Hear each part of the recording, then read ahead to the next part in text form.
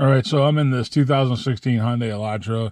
Came in on a tow truck. She said the RPM needle was at 0 when she was driving it, and then wouldn't come out of sixth gear, and didn't have any power. And then she'd shut it off and wait a little bit, and then it would run for a little bit, for about a mile or so, and then it would do kind of the same thing, but the RPM gauge never came back, and the check engine light's on. So I went ahead and scanned it, did the full scan on it.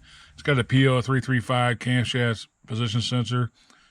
I've already went ahead and checked the wiring on it, and got a cam sensor from Hyundai.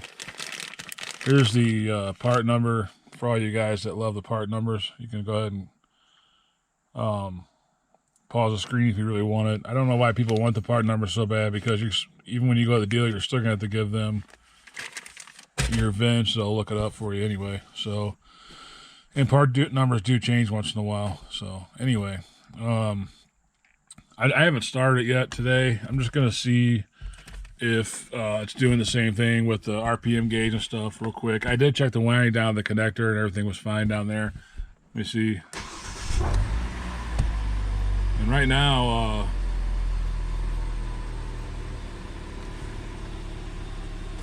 it looks like it's working. She did say it started out kind of intermittent, and then last night it got really bad and came in on a tow truck. They couldn't drive it more than a mile or so before it went into limp mode, I guess, or start acting up. So anyway, we'll go down and change that sensor real quick, and I'll show you that. This isn't going to be a long video. It's a pretty easy one to change, if I remember correctly.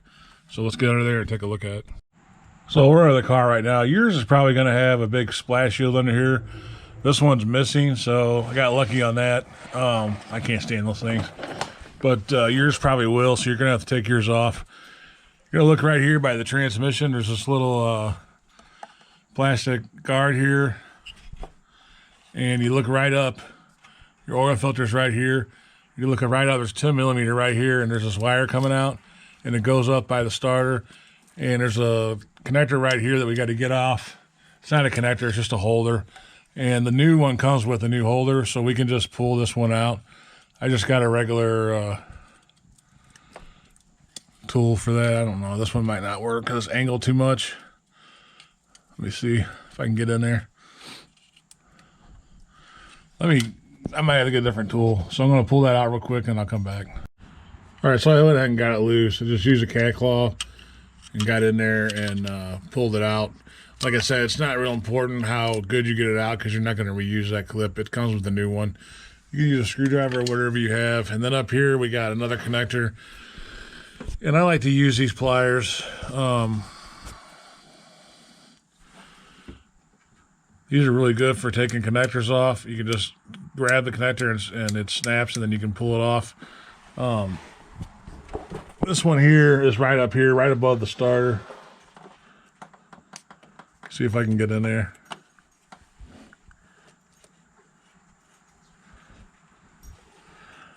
So it's right here.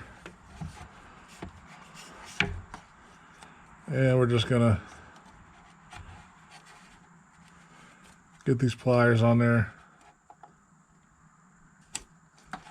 and take it off.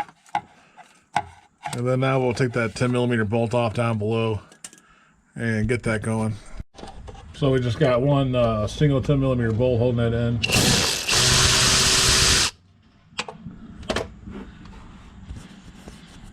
And then a lot of times these are kind of stuck in there, corroded a little bit.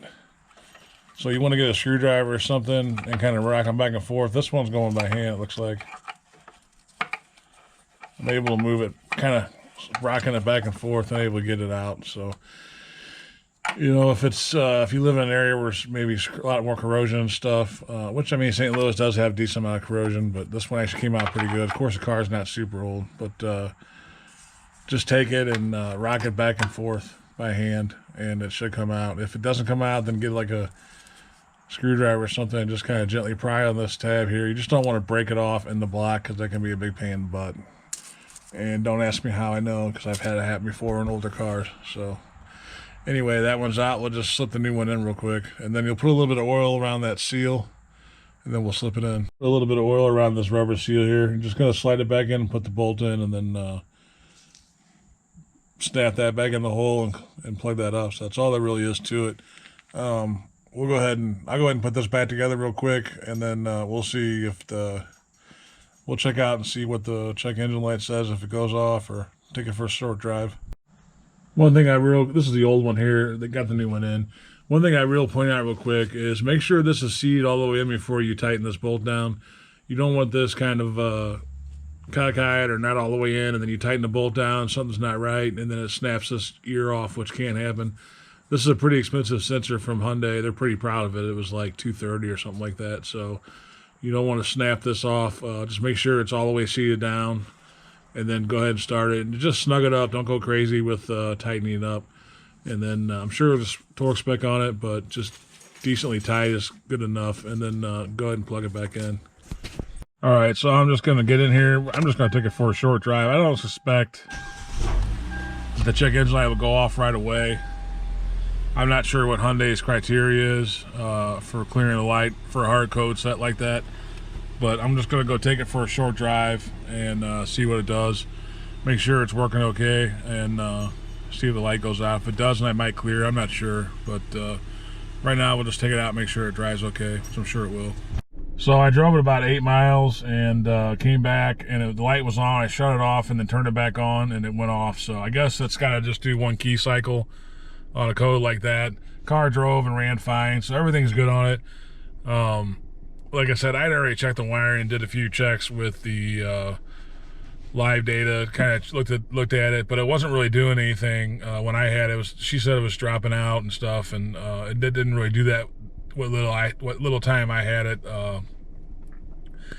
So I was pretty confident that's what it was. So you can see it's a pretty easy job. It only takes probably 15 minutes. It takes longer probably if you have that shield underneath to jack it up and take the shield off, that it does actually change the part. So it's a pretty easy one. If you just got that code and nothing else, it's probably a pretty good bet that that's what it is. If you got like a cam and a crank code or something like that together, then you want to do a little more investigation. But overall, pretty easy one. So anyway, thanks for watching. As always, God bless.